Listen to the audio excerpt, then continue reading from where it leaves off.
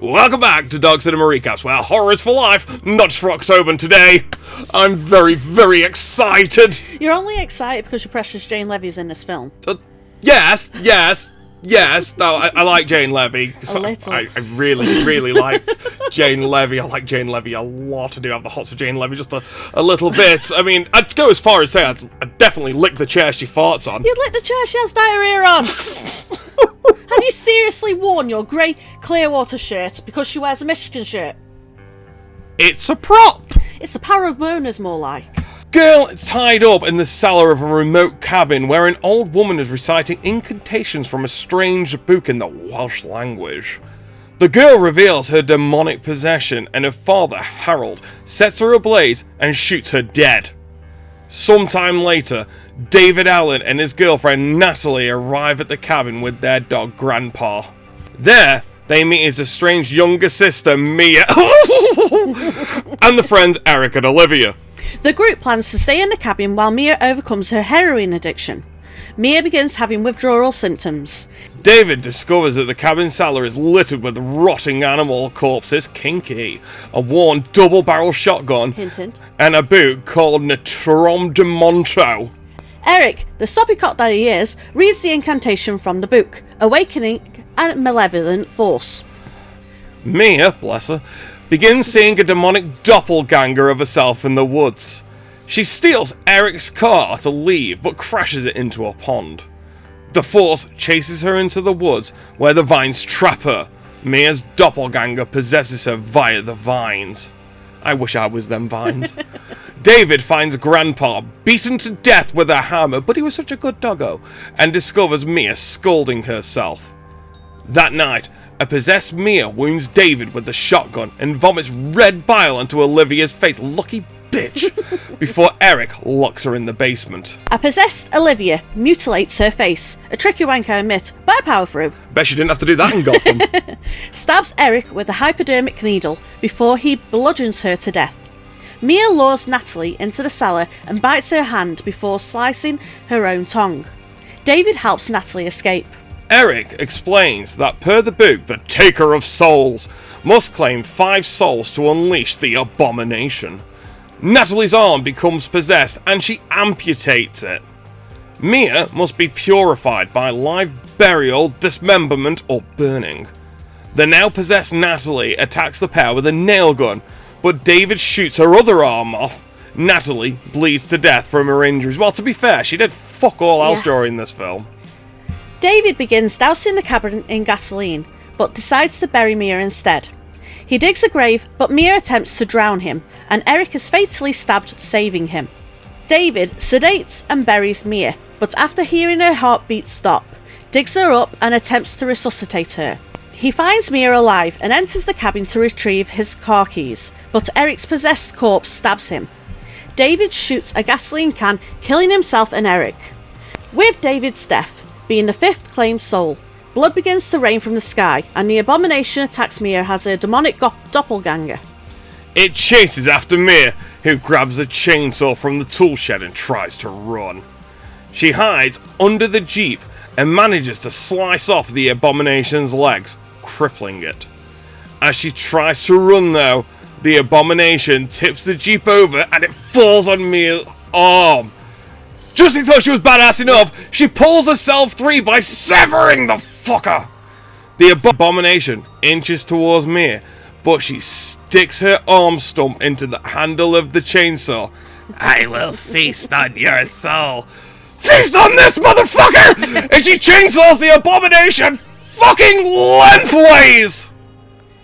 Killing the abomination, its corpse sinks back into the ground. In a post-credit scene, an older Ash Williams, the protagonist of the original 3 Evil Dead films, is seen in shadow profile. He says his signature catchphrase, groovy. And that was Evil Dead 2013. It's my fucking favourite one. I don't care. I do not care. It's my favourite one. It's so well done, but it's not long-winded. They got everything they needed to get into it, but they just went into just enough detail on each bit. Fede Alvarez did a mint job because it is a requel. Yes. It's not a reboot. It's not a sequel. It's just like it's in the timeline. retelling, It's a thing. but they don't try to make another Ash Williams, which would be fucking dumb because there's only one Ash Williams. But they also don't try and remake the characters. They just were like, well, these are new people. And this is their And it's story, not like a comedy, horror, hom-com or anything like that. No, this thing's out to fucking scare you. It is out to scare you. There's no funny points of it. I really enjoy the way that the actors there's no slapstick on this. And Jane Levy as Mia, like, oh my god, and the doppelganger as well. But she was so intense at a perfect amount on it, and she fought and fought and fought. Especially the drug addiction point of it as well. Well, yeah, because really that made that played. work. Because obviously she wanted to leave. Yeah. And they kept saying, well, you can't just let her. So when she comes in all crazy, like she's just been attacked by the vines. We can't With let the her homage leave, to the first one, they said, no, you can't let her leave. She's you know, doing that to the purpose. That's it.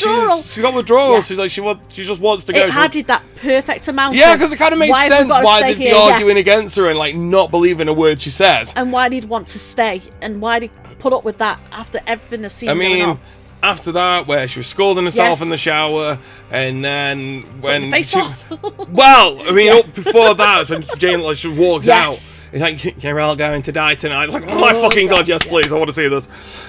I love it. I honestly do. I mean, homage to the old ones as well. There was a little bit of a hint. There's two characters I don't like. I think one's Dave. Yeah. That sounds how forgettable he is. He's such a soppy cock. Yeah. I mean, he's just an absolute cumrag. And then Natalie as well. Like, what the fuck does she even bring? It felt like they were just meatbags to be killed. They were just there to get us extra kills. I mean, Dave was there like, oh, I'm going to read this, but it seems like a great idea, you know, rotting animal corpses. But look around there, like fucking goosebumps. It's like Harry Potter dick, I put it back. But that's the way they always do. They've got to have the stupid one over. Yeah, I know, but still, like, I don't know. He annoys me. Natalie annoys me. The brother's fucking hopeless, bless him. Because instead of just like walking out, he decides to blow himself up and the cabin. It's like he could have thrown a match. It was completely a pointless sacrifice for the sake of the film. But then it kind of makes up for it. There's so many things wrong with The Evil Dead. The more I think about it, but there are. But it's still an enjoyable film to watch. I love it. I love the film. It's like one of my all-time favorite horror films, and I think it's just the whole. I will feast on your soul. Feast on this. Feast on this, motherfucker. But I love the fact that she was a strong female. Strong. She was a strong female character that didn't have the man saving her. Oh yeah, there was no love interest or anything like that for her, bless her. No, it was definitely her. She had the strength to do it. The others kind of played their part, but she was the one to do it in the end. No, I mean, to be fair to all of the women, they all had a bit of a tricky time of it. I mean, let's face it, Natalie chopped her own arm off. Yeah, and still got. And then she had to see Mia fucking tongue fucking a knife. Olivia, bless her as well. I mean, like I say, she didn't see that in Gotham, did she? She didn't have that issue there. No. That is a great scene as well. That's up there with the Hereditary scene where you can hear her like cutting her own head off, and it's the same kind of haunting sounds, like before the light goes on to it. You know something bad's going on in there. The sound design was brilliant. Yeah, and you knew something was going on. Just hear her like carving into her own face, and it's like, and then how she looks at the camera as well. It's like, oh, it's amazing. That's so fucking good.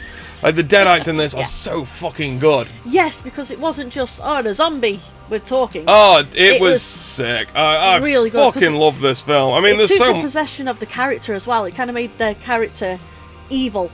I mean, there is so much wrong with this film. Like, if you go into this thinking of like a serious, like, you know, like an Evil Dead film, you're gonna think it's shit. But if you go into like a really decent horror film with cabin elements and with an homage to Evil, it's fucking great, man. I love this film. But I do think it was the perfect amount of homage.